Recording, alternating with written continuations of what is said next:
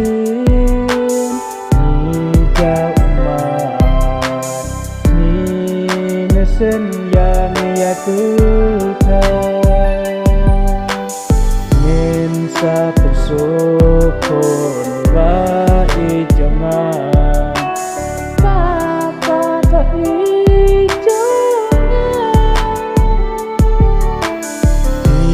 เป็นกันยาตามันเส้นจงงาว่าอีกาทีปาปา